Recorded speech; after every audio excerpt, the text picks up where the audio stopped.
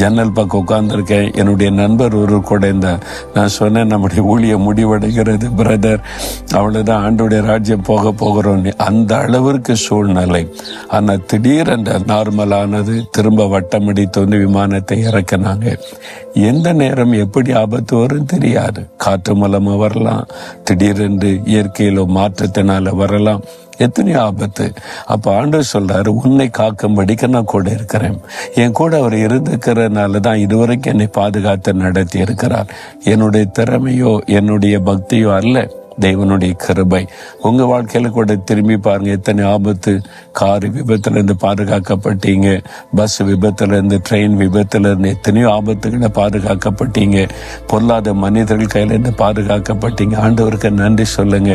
விசுவாசிங்க, ஆண்டவரே நீங்க என்னை பாதுகாக்கிற தேவன், என் குடும்பத்தை பாதுகாக்கிற தேவன், எல்லா தீங்குக்கும் என்னை விலக்கி காத்து கொள்வீர். அதனால பயப்பட மாட்டேன்னு தைரியமா இருங்க. பிரயாணப்படும் போது, எங்க போகும்போது, ஆண்டவரே நீங்க என்னை காக்கும்படி என் கூட இருக்கிறீங்க, உங்க கூட தான் நான் போகிறேன்னு சொல்லி துதிச்சுட்டு போங்க. நீங்க சந்தோஷமா பாதுகாப்பா திரும்பி வருவீங்க. ஆண்டவர் பார்த்து சொல்றீங்களா, ஆண்டவரே நீங்க என்னை பாதுகாக்கிற தேவன், என்னையில போக்கில மரத்திலும் இரவும் பகலும் எல்லா சூழ்நிலையில பாதுகாக்கிற தேவன். ஆகவே இதை குறித்து நான் பயப்பட மாட்டேன். நீங்க என் கூட இருந்தா போதும் அப்பா. இயேசுவின் நாமத்தில்